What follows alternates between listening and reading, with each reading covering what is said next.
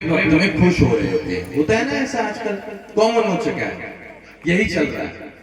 तो उन लोगों के लिए भी है जो एक दूसरे के घरों की आग को देखकर तमाशा मनाते हैं, उन लोगों के लिए एक शायरी है और इस शायरी का बहुत गंभीर अर्थ है। उस अर्थ को भी समझने का आप प्रयास करें कि जलते घर को देखने वालों, ये उन लोगों के लिए है जो तमाशा देखते हैं दूसरे के जलते घरों में। जब लपटें आ रही होती हैं आगों की, मतलब कि उनके जीवन में, उनके घरों में कोई समस्या होती है, जो तमाशा देख रहे हैं ये उनके लिए है, हर किसी के लिए नहीं है जो यहाँ बैठे हैं। तो आप इसे व्यक्तिगत ना लें, बस इसके अर्थ को समझने का प्रयास करें कि जलते घर को देखने वालों, फूस का छप्पर आपका है, आग के पीछे तेज हवा है, आगे मुकद्दर आपका है। उसके कत्ल पर मैं भी चुप था, उसके कत्ल पर मैं भी चुप था, मेरा नंबर अब आया, मेरे कत्ल पर आप भी चुप हैं, अगला नंबर आपका है। आया, समझ आया? कोई नहीं बचने वाला है। अगर आपको ऐसा लगता है कि दूसरे के जीवन में अगर दुख की घड़ी चल रही है और उसके उस दुख के पलों में मैं खुद को बचा लूं, तो यकीन मानना साहब, समय का पहिया चलता है, दिन ढलता है, शाम आती है।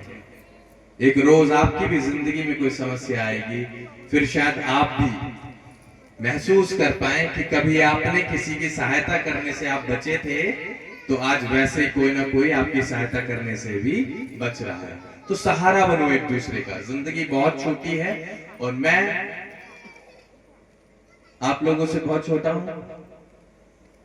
जिंदगी के शायद ज्यादा उतार चढ़ाव आप लोगों ने देखे हों, हमने शायद उतने नहीं देखे, लेकिन इतना जरूर समझ आता है कि जिस दिन आप किसी कमजोर की ताकत बनने का काम करेंगे, बेजुबान की आवाज बनने का काम करेंगे, रोते हुए के आंसू पोंछने का काम करेंगे, जिसके साथ दुख के पलों में कोई नहीं खड़ा, उसके साथ आप कंधे से कंधा मिलाकर खड़े होने का काम करेंगे, उस दिन मैं समझता हूं कि ऐसी भागवत भी सफल होंगी।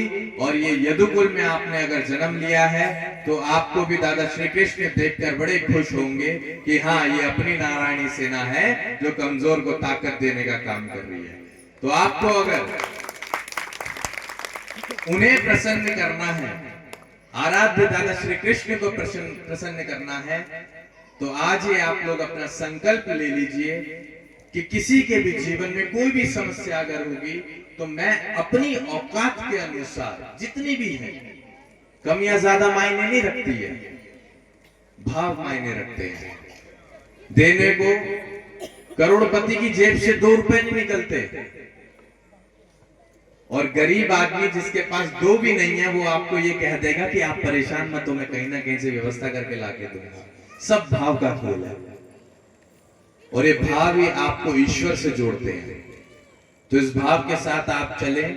गरीब अमीर, छोटा बड़ा, ये मायने नहीं रखेगा। मायने अगर रखेगा तो आपके जीवन के आखिरी क्षणों में ये मायने रखेगा कि आपने कितने लोगों की जिंदगियों को बेहतर बनाने का काम किया। खुद की 2 वक्त की रोटी तो हर आदमी खा रहा है, खुद की 2 वक्त की रोटी तो जानवर को भी मिल जाती है। ये इंसान का रूप अगर आपको दिया गया है, ये इंसान का जीवन अगर आपको दिया गया है, तो ये और आत्माओं को संतुष्ट करने के लिए दिया गया है, ना सिर्फ अपनी आत्मा को और अपने आप को संतुष्ट करने के लिए दिया गया है। तो मैं समझता हूं कि आप लोग इस बात को अपने जीवन में अमल